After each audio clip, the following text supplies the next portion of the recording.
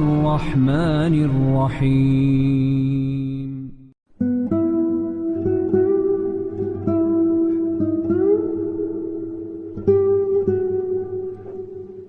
Bismillahirrahmanirrahim. Assalamualaikum warahmatullahi wabarakatuh. Alhamdulillah wassalatu wassalamu ala Rasulillah wa ala alihi wa sahbihi wa mawalah wa la hawla wa la quwwata illa billahi wa ba'd. Baik, kita lanjutkan kajian kita, masih membahas kitab Arba'in Nawawi, dan kita masuk pada hadis yang ke-5. An ummil mu'minina ummi Abdillah Aisyah radhiyallahu anha qalat qala Rasulullah sallallahu alaihi wasallam man ahdatha fi amrina hadha ma laysa minhu fahuwa raddun, rawahul Bukhari wa Muslim.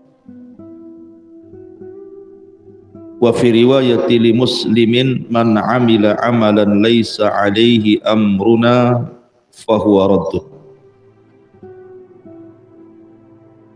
Dari Ummul Mukminin Ummu Abdillah Aisyah radhiyallahu anha berkata,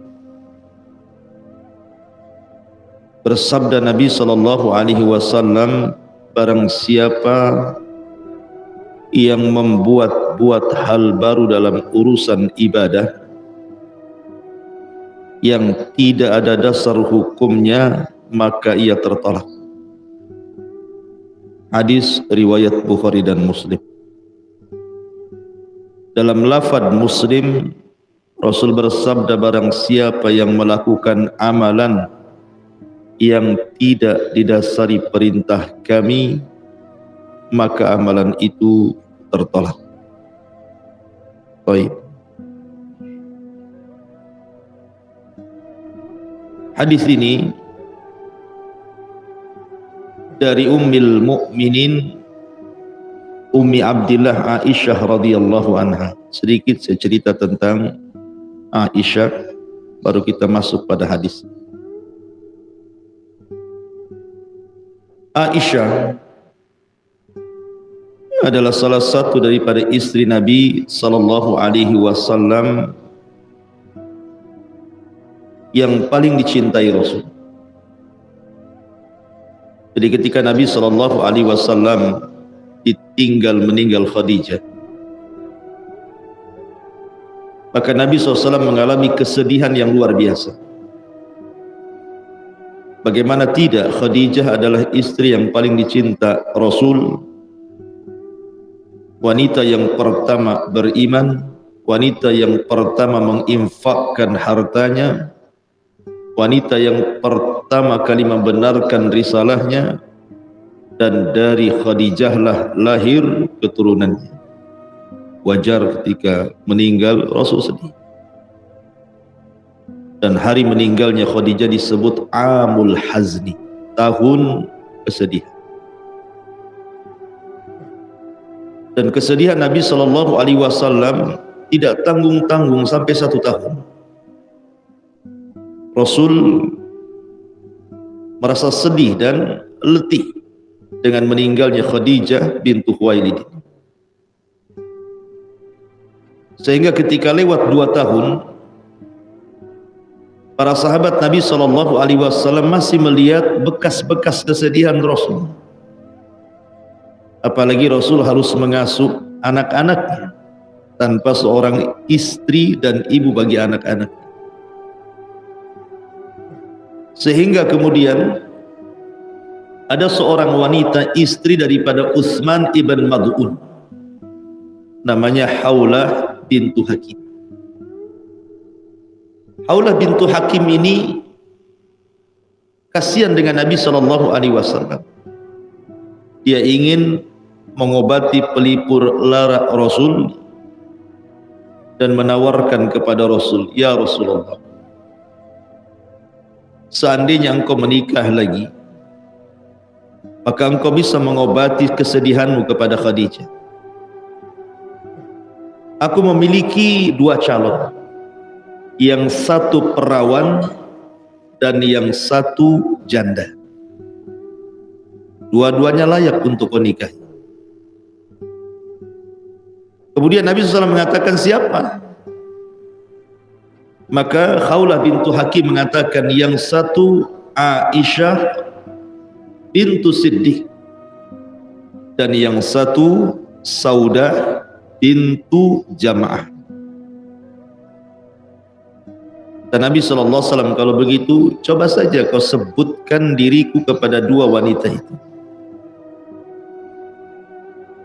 Akhirnya kemudian Khawlah bintu Hakim pertama mendatangi Ummu Ruman, ibunda Aisyah radhiyallahu anha.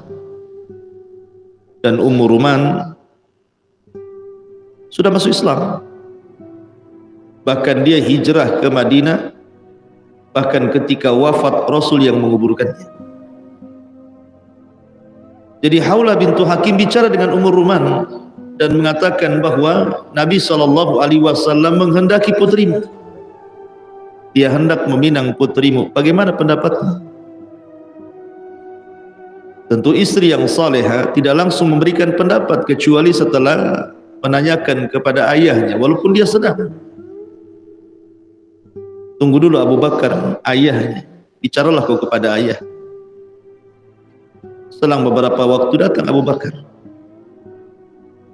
Kemudian Khawlah menanyakan hal itu kepada Abu Bakar dan mengatakan, Rasulullah SAW menghendaki putrimu, wahai Abu Bakar. Subhanallah, dikiranya langsung iya, karena siapa yang meminang? Rasul. Rupanya Abu Bakar diam saja. Katanya Khawlah bintu Hakim, awalnya aku tidak tahu sebabnya, tapi belakangan aku tahu sebabnya. Kenapa? Karena Abu Bakar sudah berjanji kepada Mut'im ibn Adi untuk meminang Aisyah radhiyallahu anha untuk putranya Zubair ibn Mut'im. Akhirnya kemudian kata Abu Bakar Siddiq radhiyallahu anhu, tunggu dulu sampai aku mendatangi Mut'im ibn Adi. Jadi enggak dia meminang Aisyah. Berangkatlah Abu Bakar Siddiq radhiyallahu anhu, dan ketika itu Abu Bakar sudah masuk Islam, Ummu Ruman sudah masuk Islam, sementara keluarga Mut'im bin Adi ini kafir. Kemudian Abu Bakar Siddiq radhiyallahu anhu menanyakan, jadi enggak meminang putrinya? Karena ketika itu belum ada larangan orang musyrik menikahi wanita mukminah. Tapi tiba-tiba kemudian jawabannya menyakitkan, karena Mut'im bin Adi mencela Abu Bakar dan mengatakan, engkau sudah masuk ke agama Muhammad, macam mana aku akan menikahkan putraku dengan putri?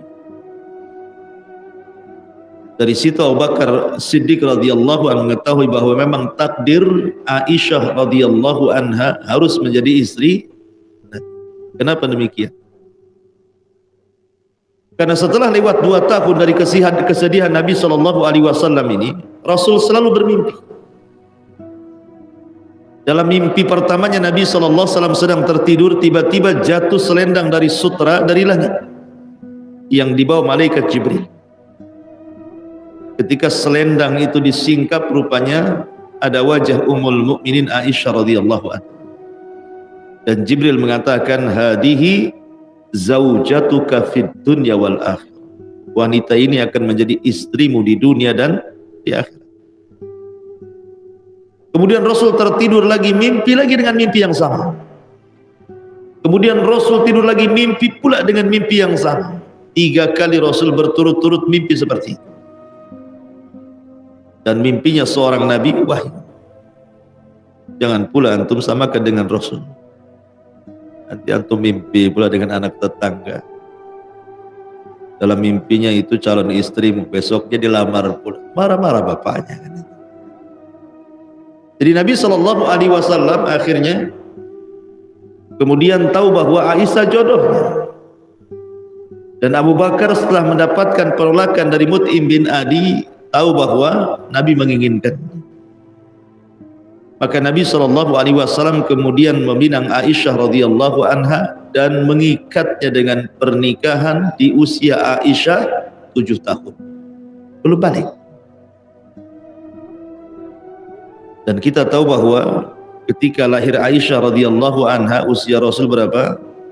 54 tahun. 45 tahun. Jadi ketika kemudian Aisyah radhiyallahu anha di usia 7 tahun, berarti usia Nabi SAW berapa tahun? 53. Menikah dengan Aisyah kan? 53 betul kan? Ketika lahir Aisyah Rasul usianya 45. Kemudian menikah di usia 7 tahun dengan Aisyah, berarti usia Rasul 52 lah kurang lebih. Artinya bahwa Nabi SAW sudah di atas usia 50 tahun lah kan itu, menikahi wanita yang usianya 7 tahun. Kemudian digauli oleh Nabi SAW di usia 9 tahun. Kemudian Rasul wafat di usia 63 tahun. Artinya Aisyah dengan Nabi itu tidak lama kan? Hanya berapa tahun saja. Tetapi walaupun demikian Aisyah dikenang nama, walaupun tidak lama bersama Nabi. Kalau ada orang mengatakan macam mana Nabi SAW menikah dengan gadis yang usianya terpaut jauh, ini pula yang menjadi celaan orang-orang barat terhadap Islam. Kita katakan bahwa di zaman itu adat istiadat berbeda dengan di zaman sekarang. Safiyah, salah satu istri Nabi SAW, putri daripada Uyai ibn Akhtab, seorang ru'usul Yahud, pemimpin Yahud.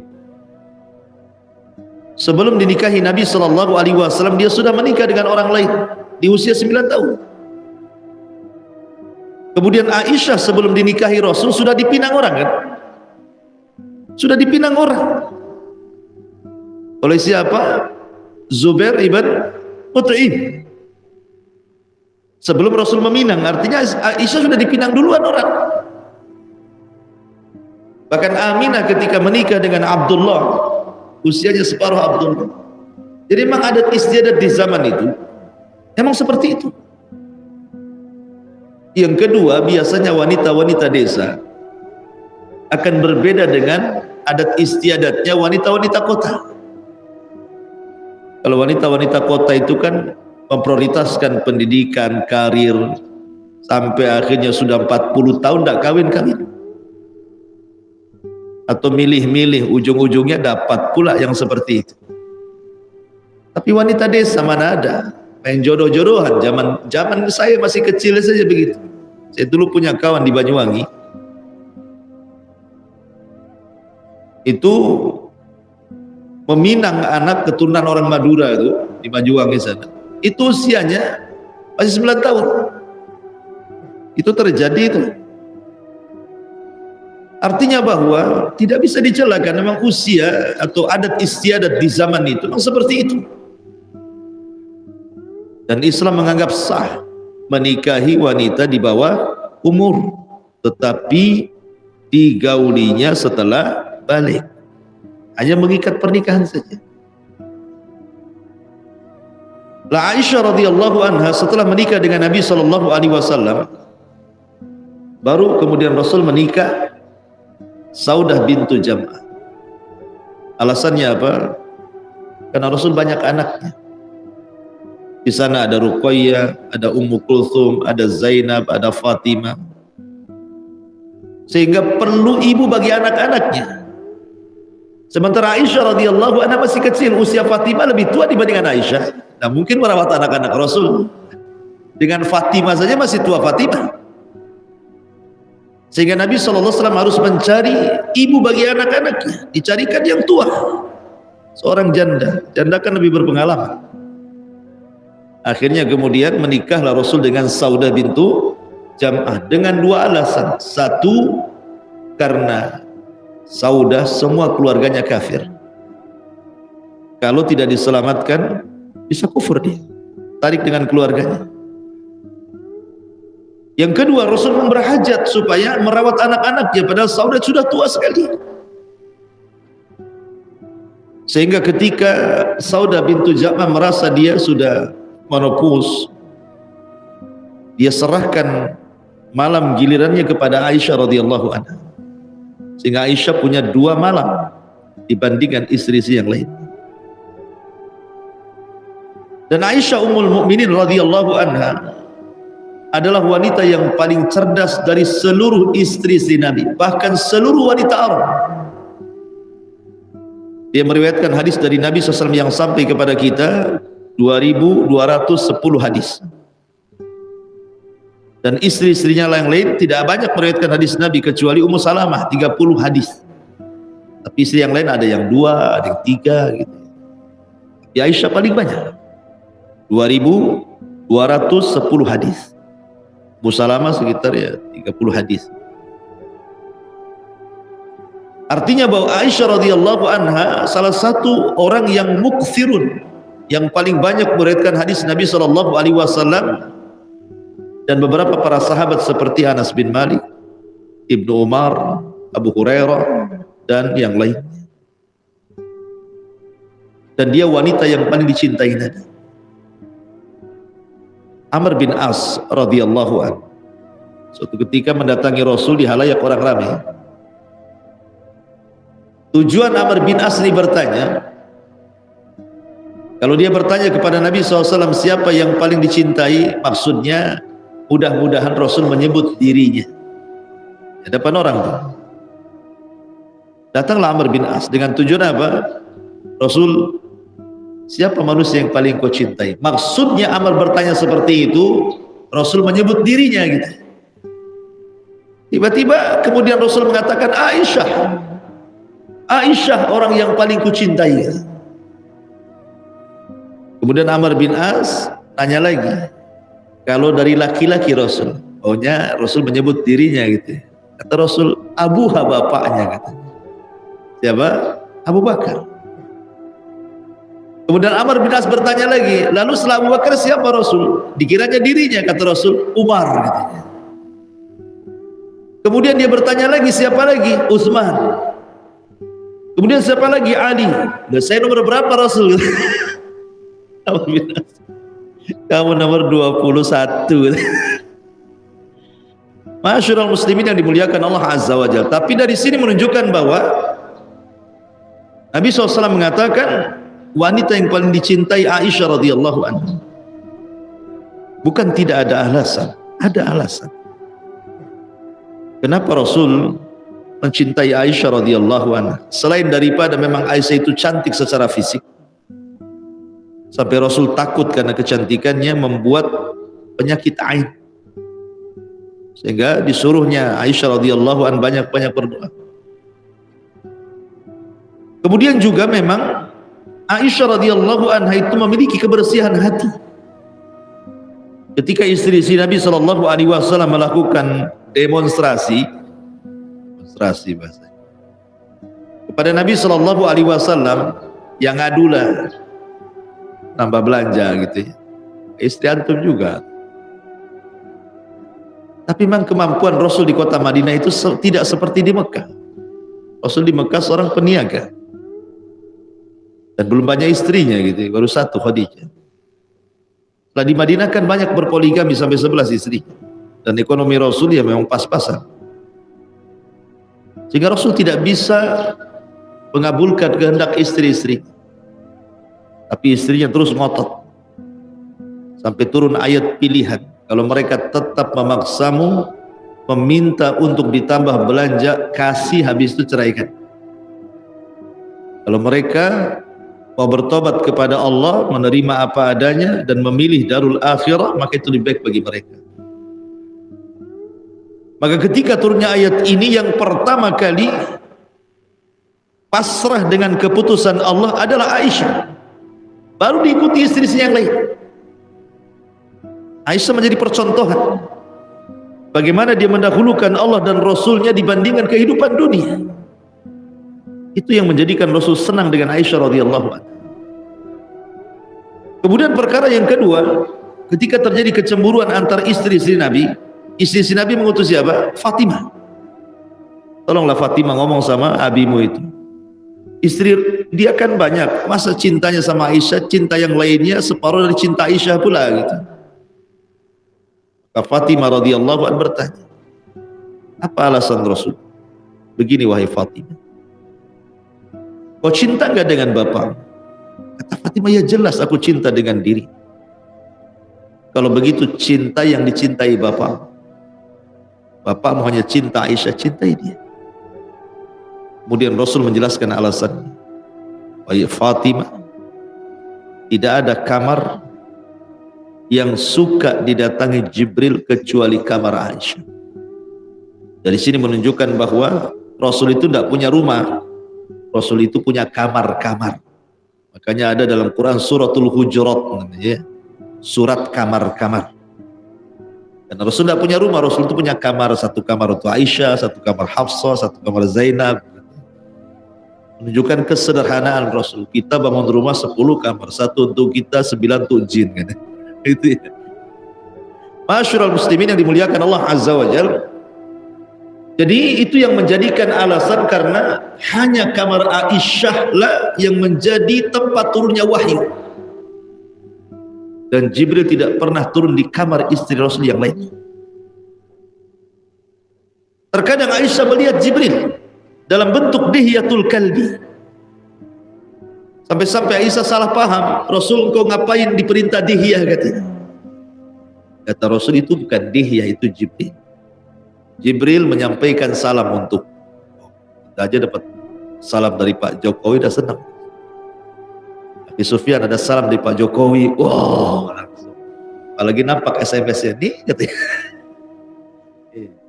Itu dari Pak Jokowi, ini malaikat Jibril nitip salam sama Aisyah radhiyallahu anha, luar biasa. Bahkan Aisyah itu yang menjadikan keberkahan sejak zaman sahabat sampai hari ini. Ada kasus begini, Rasul suatu ketika safar, biasalah kalau safarnya Rasul kan ada qur'ah ya, qur'ah itu artinya diundi siapa yang mau ikut, kayak kocokan arisan gitu. Rupanya Aisyah radhiyallahu anha yang ketika itu giliran ikut safar perang bersama Nabi. Di tengah-tengah padang pasir, saat panas terik luar biasa, tiba-tiba Aisyah radhiyallahu anha kehilangan cincin, kehilangan gelang hadiah. Maka Aisyah mengatakan kepada Rasul, ya Rasulullah, jangan bergerak, perintahkan pasukanmu cari cincinku katanya. Aisyah, namanya anak-anak kan, masih anak-anak Aisyah kan. Maka Aisyah radhiyallahu anha meminta Rasul jangan bergerak dulu. Rasul memerintahkan pasukanlah cari cincin. Marah para sahabat. Gimana tidak marah? Air sedikit. Kalau digunakan untuk wudhu tidak bisa minum.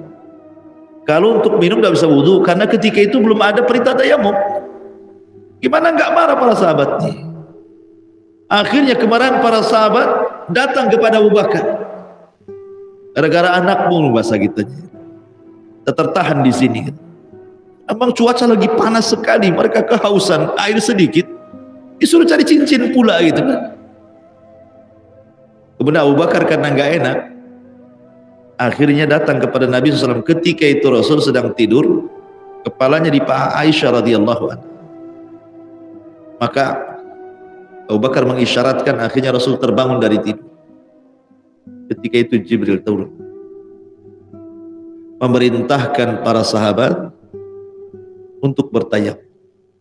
Turun ayat, ya, illam tajidul ma'a fatayammamu sa'idan thayyiban. Kalau kalian tidak mendapatkan air, tayamum. Kalau tidak ada kasus Aisyah radhiyallahu anha, tidak ada ayat tayamum.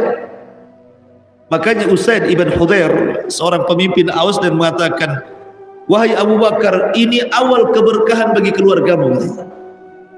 Gara-gara kasus ini kita dimudahkan. Dan syariat tayamum sampai hari ini kan, itu sebab Aisyah radhiyallahu anha kehilangan cincin itu. Jadi berkah jadinya kan, luar biasa. Intinya bahwa Aisyah radhiyallahu anha ummul mukminin adalah wanita yang memberkah, dan dia wanita cerdas. Setelah meninggalnya Rasul, banyak para sahabat Nabi SAW bertanya soal agama kepada Aisyah radhiyallahu anha. Dan banyak kisah-kisah tentang Aisyah, tidak mungkin tempatnya karena kita hanya menjelaskan sedikit biografi Aisyah. Nanti dalam kesempatan kita akan cerita Aisyah radhiyallahu anha. Di sini Aisyah radhiyallahu anha menceritakan sebuah hadis dari Nabi SAW. Man ahdatha fi amrina hadha ma laysa minhu fahuwa rad. Barang siapa yang buat hal baru dalam urusan ibadah yang tidak ada dasar hukumnya, maka tertolak. Dalam riwayat Muslim, man amila amalan laisa alaihi amruna fahuwa rad.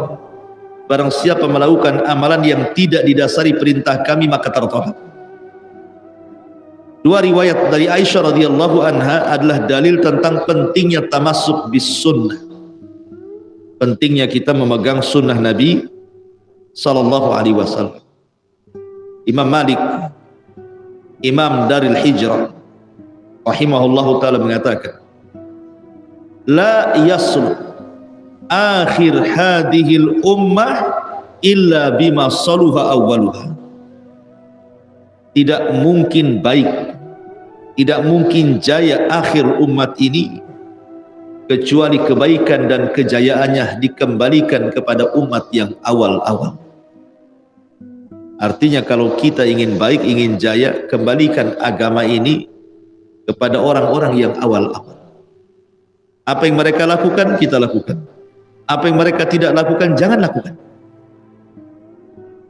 Makanya Imam Malik rahimahullahu ta'ala mengatakan, mani ibtada'a fil Islam bid'atan yaraha hasanatan faqad za'ama anna Muhammadan khana risalah.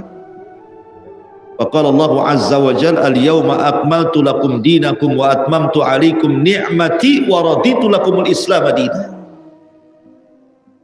Apa kata Imam Malik berikutnya? Barang siapa yang mengada-ada dalam Islam, sebuah perbuatan yang tidak dicontohkan, kemudian dipandang itu sebuah kebaikan, maka sungguh dia telah menyangka Muhammad sallallahu alaihi wasallam mengkhianati risalah. Kenapa? Karena Allah berfirman, hari ini telah kusempurnakan kepada kalian agama kalian, kusempurnakan nikmatku untuk kalian, kujadikan Islam sebagai agama yang kuridhoi untuk kalian. Jelas Al-Maidah ayat 3 ini kesempurnaan Islam. Oh, Islam itu tidak berhajat kepada tambahan apalagi pengurangan. Ma'asyiral muslimin yang dimuliakan Allah Subhanahu wa taala. Hadis ini kata para ulama satu di antara 3 hadis yang menopang Islam. Pertama hadis Umar bin Khattab radhiyallahu an, innamal a'malu binniyat. Yang kedua hadis Aisyah radhiyallahu anha, man ahdatsa fi amrina hadza ma laysa minhu fahuwa rad. Yang ketiga hadis nanti Nu'man bin Bashir yang kita akan bahas setelah hadis ini, al halalu bayyinun wal haramu bayyinun. 3 hadis ini Islam tegak di atasnya. Artinya sepertiga Islam ada di hadis Aisyah radhiyallahu anha, sepertiganya di hadis Umar, sepertiganya di hadis Ummul Mukminin Aisyah, sepertiganya di hadis Nu'man ibn Bashir. Kenapa? Kita tahu bahwa syarat diterima ibadah ikhlas, dan itu ada pada hadis Umar, innamal a'malu binniyat. Yang kedua syarat diterima amal itu apa? Ittiba, mencontoh Nabi, dan itu ada pada hadis Aisyah yang kita bahas. Yang ketiga, Islam itu bicara tentang halal dan haram, baik dan tidak, dan itu ada pada hadis Nu'man ibn Bashir. Tegaklah Islam di 3 hadis. Kata Imam Ahmad ibn Hanbal rahimahullah. Jadi hadis ini hadis sepertiga Islam. Harus kita punya ihtimam mempelajari hadis ini. Ma'asyiral muslimin yang dimuliakan Allah Subhanahu wa taala. Di sini Al-Imam Asy-Syatibi rahimahullahu taala ketika memberikan definisi tentang bid'ah, Apa kata Imam Asy-Syatibi rahimahullahu taala, seorang ulama muhakkik al-faqih al-usuli di sini, Abu Ishaq Asy-Syatibi rahimahullahu taala. Bid'ah adalah tariqatun fid dini mukhtara'atun tudahi syar'iyyata yuqsadu bis-suluki 'alaiha al-mubalaghata fit ta'abbud lillahi subhanahu. Jadi bid'ah itu adalah sebuah tariqah, sebuah tata cara fid din yang dinisbatkan kepada agama, mukhtara'ah yang diada-adakan manusia, tudahi syar'iyata yang mirip dengan syariat, yuqsadu bis-suluki 'alaiha, di mana orang bermaksud dengan membuat-buat perkara itu al-mubalaghatu fit ta'abbud, dalam rangka berlebih-lebihan untuk beribadah lillahi subhanahu wa ta'ala, kepada Allah subhanahu wa ta'ala. Berarti dalam definisi ini ada 3 poin yang penting. Dalam definisi Imam Syatibi ada 3 poin yang penting. Pertama, bahwa bid'ah itu sebuah tariqah, tata cara yang dinasabkan kepada agama, mukhtara'ah, yang dibuat-buat. Jadi sebuah tata cara yang dibuat-buat, bukan dari Allah, bukan dari Rasul, kita yang buat. Itu satu. Yang kedua, tudahi syar'iyyah, mirip dengan agama, mirip dengan agama. Kemudian yang ketiga, yuqsadu bis-suluk 'alaiha al-mubalaghatu fit ta'abbudi lillah, di mana niat pelakunya melakukan seperti itu dalam rangka ta'abbud, artinya niatnya baik. Ya, sini 3 poin ya. Pertama, niatnya baik. Kemudian dia membuat syariat yang tidak ada dalam Quran dan Sunnah, dan syariat ini mirip dengan agama. Kata Imam Syatibi, inilah bid'ah. Itu sederhananya seperti itu. Kemudian para ulama berikan catatan, apa bedanya bid'ah dengan menyelisih sunnah itu? Karena kita sering mendengarkan ini menyelisih sunnah, ini bid'ah, kan itu? Apa sih bedanya menyelisih sunnah dengan bid'ah? Menyelisih sunnah itu berbeda dengan bid'ah. Karena tidak semua yang menyelisih sunnah bid'ah, tapi semua bid'ah pasti menyelisih sunnah.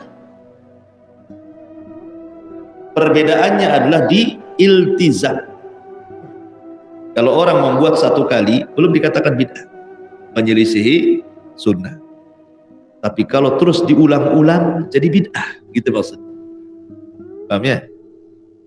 Jadi kalau hanya 1 kali, 2 kali, bukan dikatakan bid'ah, kita katakan mukhalifatu sunnah. Ini menyelisih sunnah.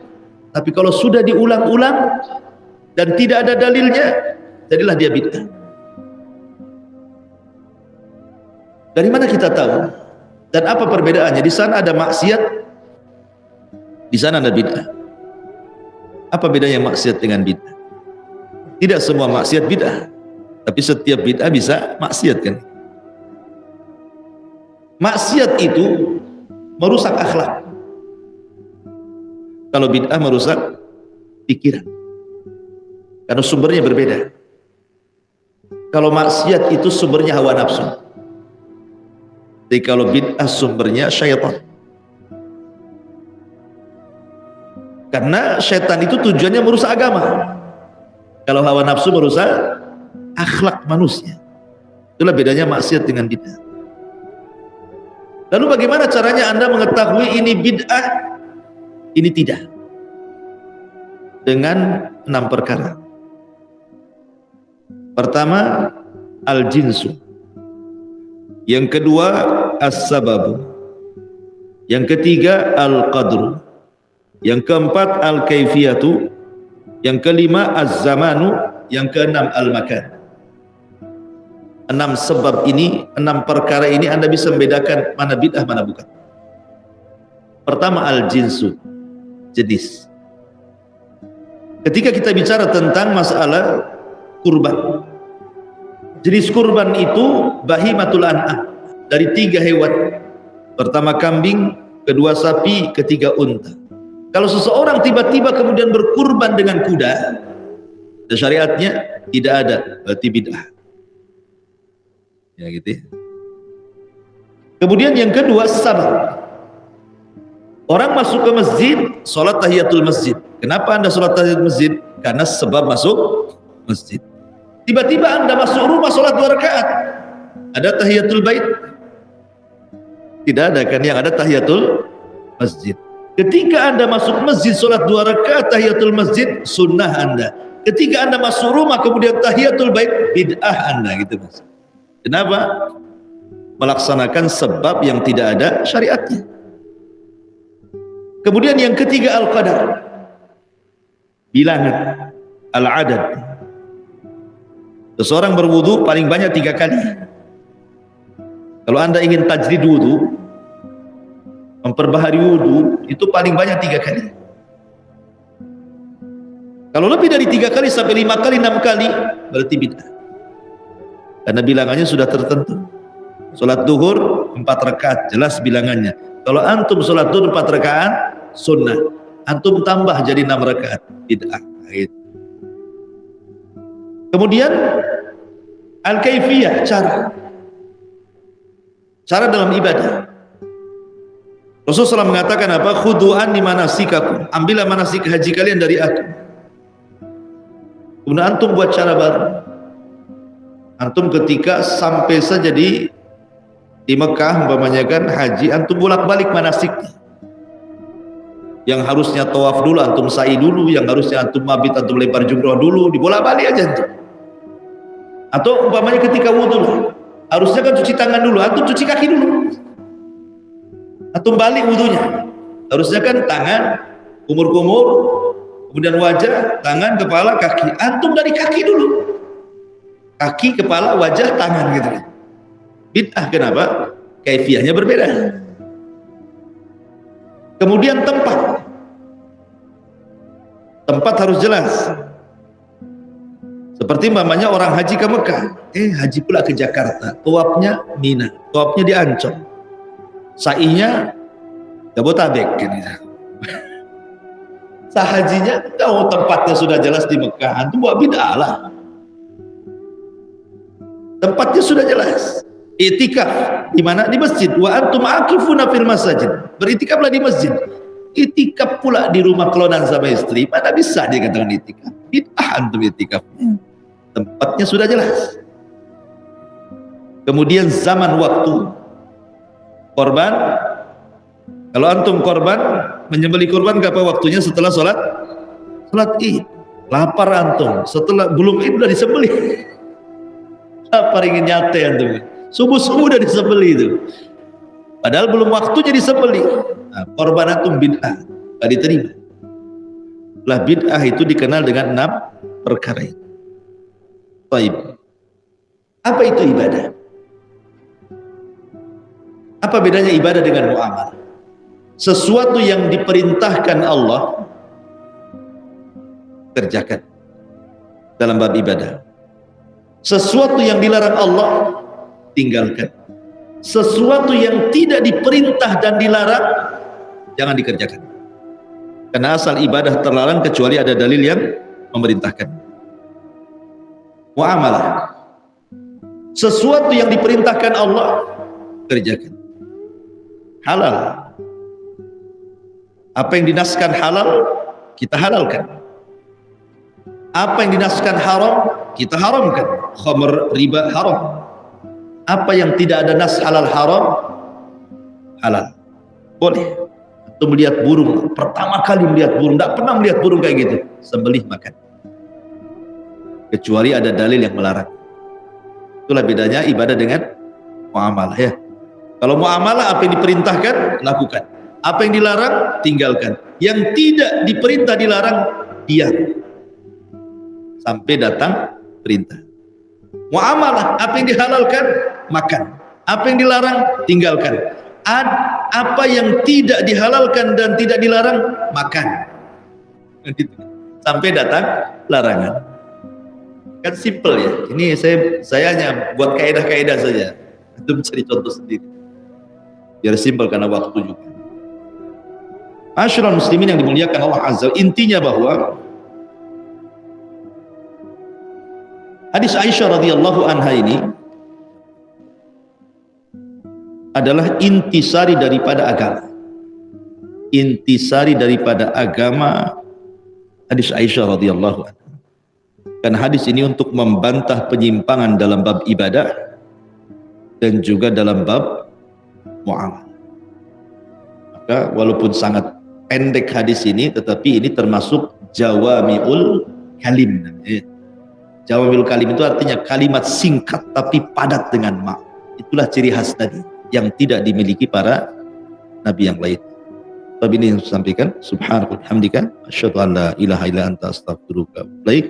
Allahu ta'ala. Assalamualaikum warahmatullahi wabarakatuh.